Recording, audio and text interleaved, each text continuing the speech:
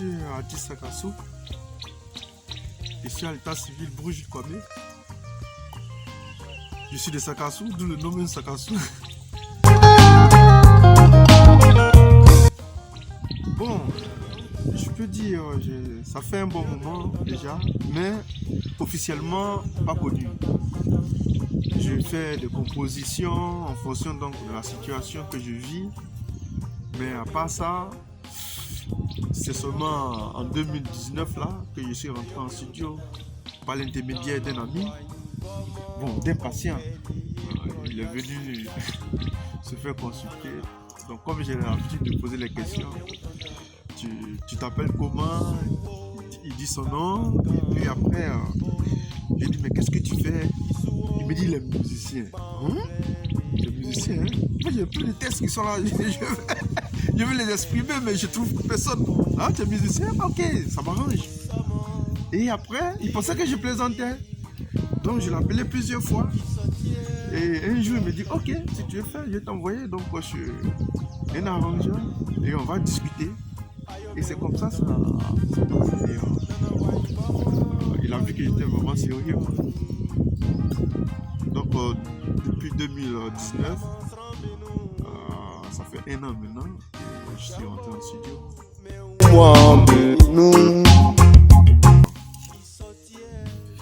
Déjà, si je pars donc du premier titre, qui est Beyobeon Dandan, ça c'est nos terroirs.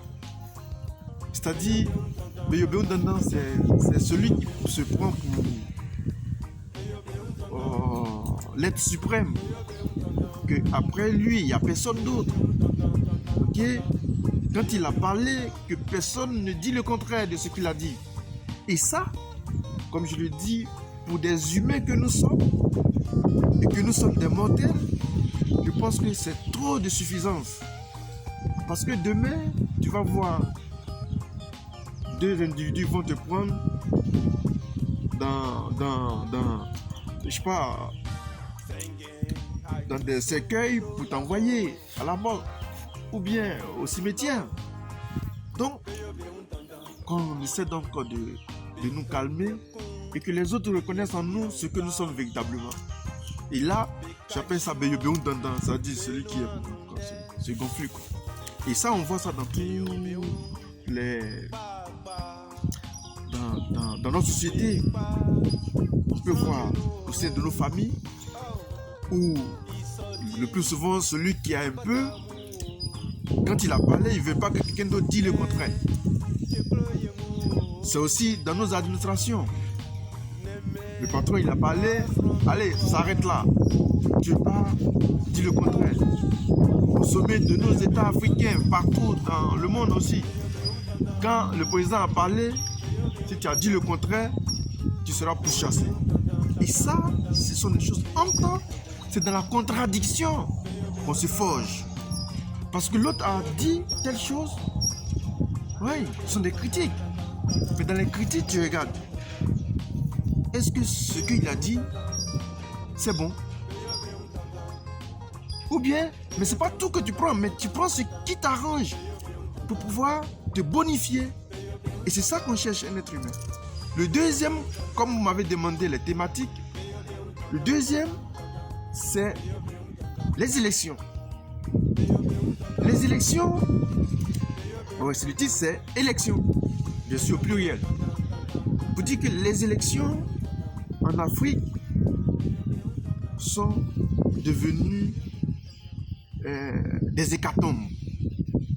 C'est-à-dire, quand on dit qu'il y a une élection, il faut attendre à ce qu'on envoie plein de gens au cimetière. Ce n'est pas normal. Pourquoi est-ce que pour des élections, des gens doivent mourir? C'est un jeu. Mais un jeu a des règles. Donc il faut respecter les règles, c'est tout. Donc je dis, pour des élections, il ne faudrait plus qu'il y ait des morts. Donc que l'hécatombe cesse. Que les mourants cessent. Ensuite, le troisième titre qui est l'immigration. Immigration, je dis toujours, l'immigration sur notre pic ici, je le dis et je le répète, c'est la faute à nos dirigeants. Que nos frères et sœurs vont se noyer dans la Méditerranée. C'est la faute à nos dirigeants. Et comme je le dis, s'ils dirigeaient très bien notre continent, s'ils dirigeaient très bien nos pays, c'est plutôt aux Occidentaux de venir chez nous. Parce que la preuve, vous voyez, on n'est pas dans le froid. Hein? Tout pousse facilement, tout nous réussit. Mais si nos dirigeants gèrent très bien nos ressources, ils gèrent très bien la santé, ils gèrent très bien l'éducation, et par ricochet, l'emploi de ceux qui sortent donc des universités, tu peux imaginer qu'il y a donc des gens qu'aujourd'hui, ils sont en année universitaire. On est en quelle année là? On est en 2020, mais c'est maintenant qu'ils commencent une année universitaire de 2018-2019. Pourquoi? Parce qu'on ne nous prend pas au sérieux. Donc, pour dire qu'il y a une immigration parce que ici, il y a des problèmes. Donc, ils vont là où ils peuvent mieux s'exprimer, parce qu'ils pensent que s'ils parlent, ils ne vont pas les mettre en prison. S'ils dénoncent telle chose, ils ne vont pas les mettre en prison. C'est ça, l'immigration. Donc, que nos dirigeants mettent dans leur projet la liberté d'expression, l'état des droits, la justice. S'ils font ça, que les gens arrivent à aller à l'école, vous allez voir que beaucoup de choses vont changer. La troisième chose, je dis, quand la vie nous met en genoux, ça c'est le quatrième titre, c'est quand la vie nous met en genoux. Pourquoi est-ce que je dis ça? Je dis que quand la vie nous met en genoux, tu peux l'accepter ou le refuser. Ça dit parce que tu vois les difficultés, tu dis non, comme c'est dur là, moi je m'arrête là, je ne fais plus rien. Mais tu vas rester toujours à genoux toute ta vie. Mais d'ailleurs, c'est parce qu'il y a donc des difficultés qu'il faut oser, qu'il faut se battre. Donc j'encourage les jeunes africains, les jeunes du monde entier, à ne pas s'arrêter à la première difficulté. Moi qui vous parle, je ne suis pas donc issu de famille milliardaire. Mais j'ai décidé d'aller à l'école, braver les conditions difficiles. On dormait à Boba Diamé, on dormait sur les bancs de l'université pour bosser. Mais sur ces bancs-là, on dormait. Il y a les moustiques qui nous piquaient. Mais à aucun moment, j'ai dit que je vais renoncer à cela. Parce que je pense que c'est dans ça que je peux avoir mon pain de demain. Donc il faudrait qu'on se batte. Il faudrait qu'on travaille. Qu'on bosse dur. Et après, tu peux raconter ça comme ce que je suis en train de dire aujourd'hui. Ensuite, le cinquième titre, c'est Monsieur le Président. J'interpelle tous les dirigeants de ce monde. Et surtout aux dirigeants africains. Pour leur dire que la vie après, il y a une vie après le pouvoir. Après le pouvoir, il y a une vie. Mais pourquoi s'entêter à se maintenir au pouvoir? Pourquoi? Mais si toi tu es venu aujourd'hui, tu as fait ce qu'il y a à faire. Parce que pour avoir un développement intégral, toi tu viens, tu as tes idées. Mais tes idées ne peuvent pas forcément développer toute une nation. Mais tu peux développer une partie d'encore de cette nation. Ok? Et une fois que tu finis, que tu rentres chez toi pour te reposer, quelqu'un d'autre va venir. Il dit, ah, l'ancien qui était là, il a développé les routes, il a développé les hôpitaux, Moi, je vais développer l'école. Lui, il s'en va. L'autre dit, ok, je pense que ma justice n'est pas véritablement une justice indépendante. Moi, je vais mettre toutes les barrières pour que cette justice soit véritablement une justice indépendante. Mais c'est au fur et à mesure qu'on aura un développement intégral. Mais tiens, après le pouvoir, mais il y a une vie. Pourquoi s'entêter et mettre la vie de millions de jeunes en péril pour des ambitions personnelles? C'est pourquoi je dis, Monsieur le Président, vous avez fait 4 ans, vous avez fait 5 ans, vous avez fait 10 ans, peu importe. Mais à la fin de votre mandat,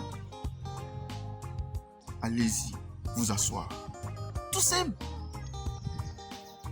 Ensuite, je parle le 6e titre qui est, qu'on appelle ça, à nos ancêtres.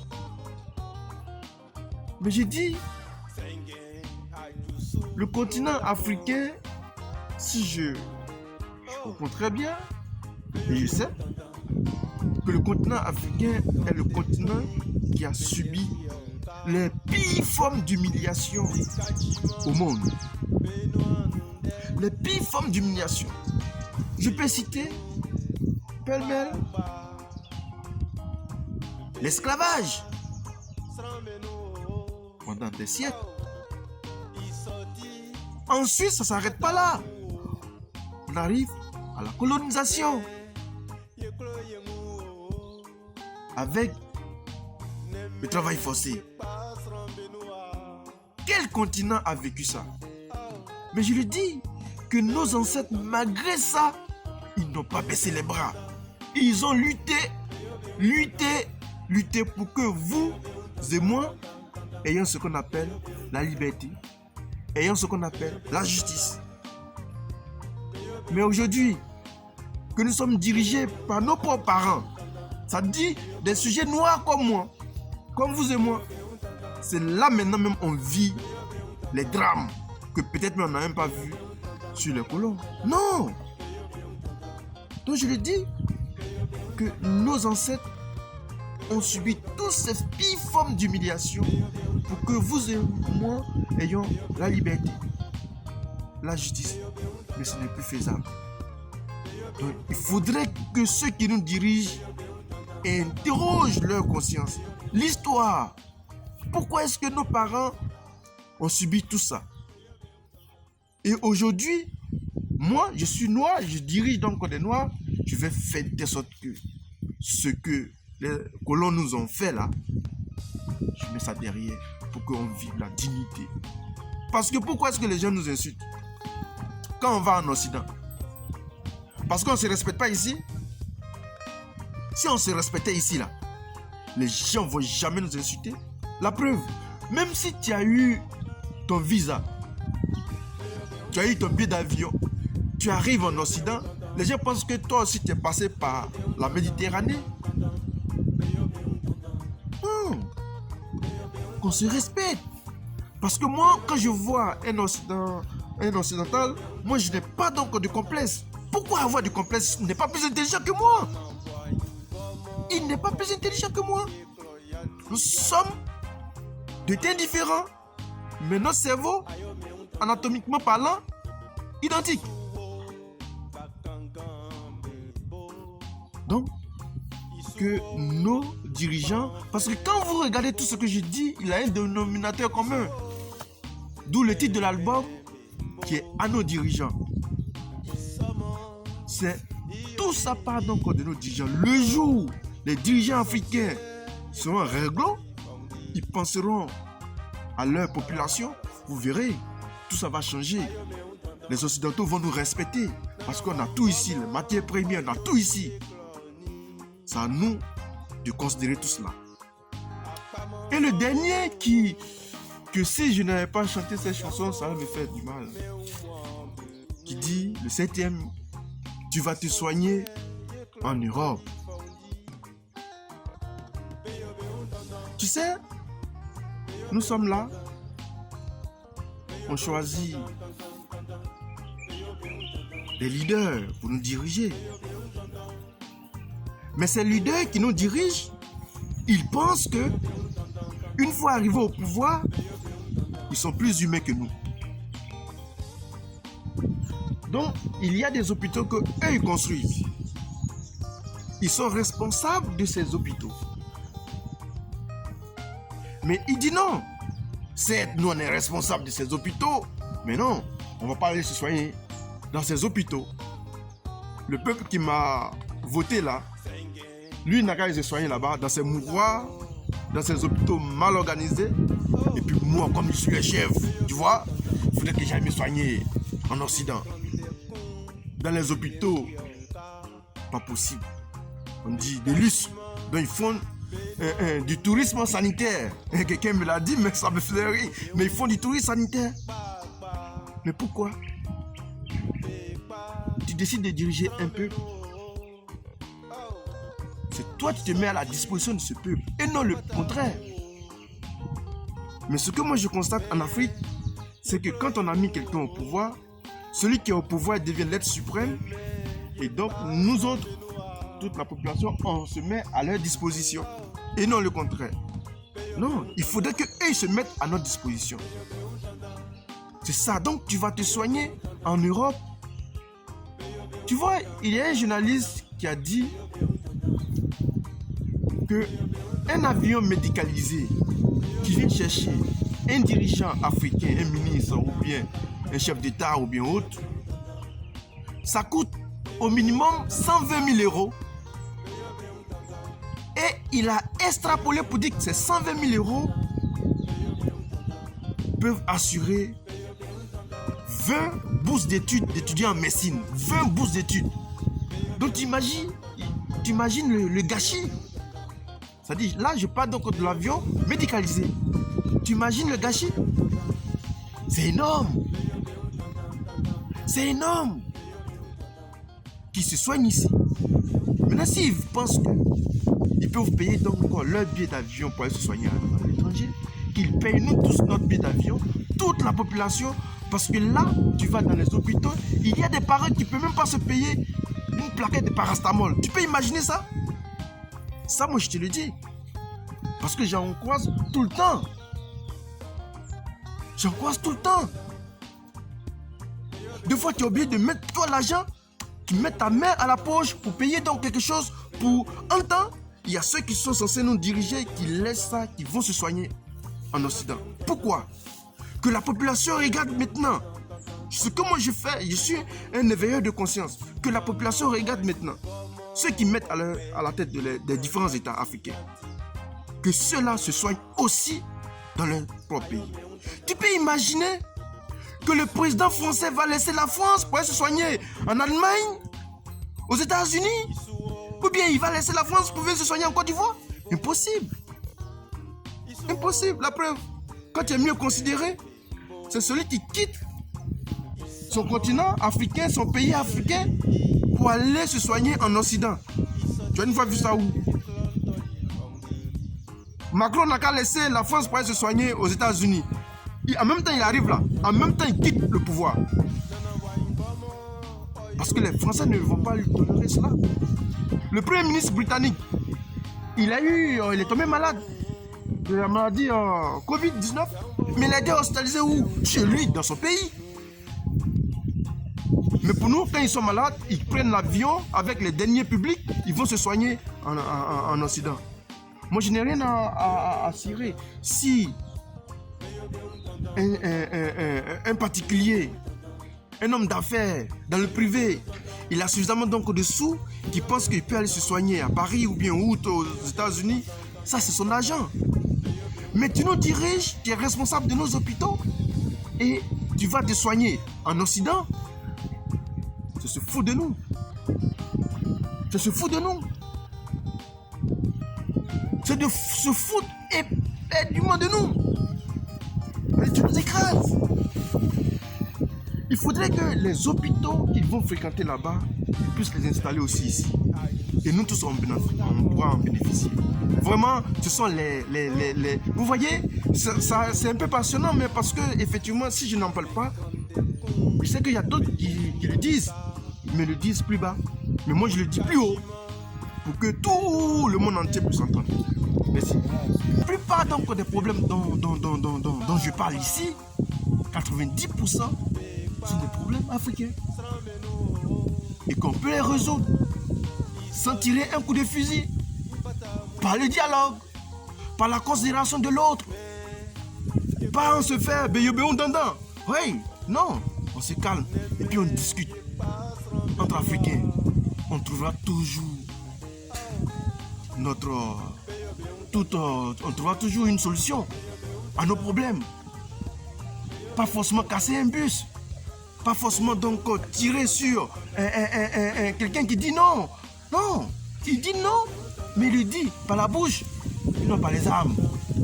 Donc, sur ce point, la culture à Caen que j'appartiens n'est pas une culture de violence. Mais ce que je suis en train de dire, ça ne peut pas passer en dehors que le reggae, la franchise. Parler sans langue de bois, je ne sais pas quelle musique qui pourra mieux donc être utilisée que le genre reggae. Le genre reggae, c'est le genre musical qui permet à l'être véritablement d'être véritablement engagé. Parce que si tu utilises ça, que tu vois quelque chose que tu ne peux pas dénoncer, c'est que tu fais un reggae bidon. Oui, en fait, je suis satisfait d'avoir réalisé une œuvre musicale. Satisfait déjà. Et par cette œuvre, j'arrive à véhiculer un message. Parce que dans tout ce que je fais, c'est ça le plus important. Dire aux Africains qu'ils ne sont pas les nuls. Oui, je suis marié. J'ai fait donc mon mariage traditionnel. Ça reste donc à poursuivre. Ouais, parce que je ne vais pas sauter. Hein? Là, je me réclame de mes traditions. Hein? Je ne vais pas sauter donc les étapes. Je fais d'abord mon mariage traditionnel qu'on appelle chez nous ici la dot. Voilà. Et puis après, on pourra aller faire le mariage, comment dirais-je, civil dans la mairie. Je veux que les Africains saisissent le message.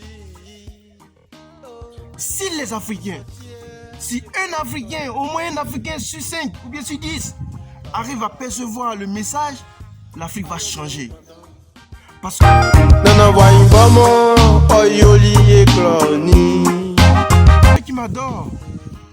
ceux qui m'adorent, moi je les adore. Ceux qui ne m'aiment pas, je les adore. Parce que la vie ne se résume pas aux violences. La vie s'enrichit de contradictions. Paix en Côte d'Ivoire, paix en Afrique et paix dans le monde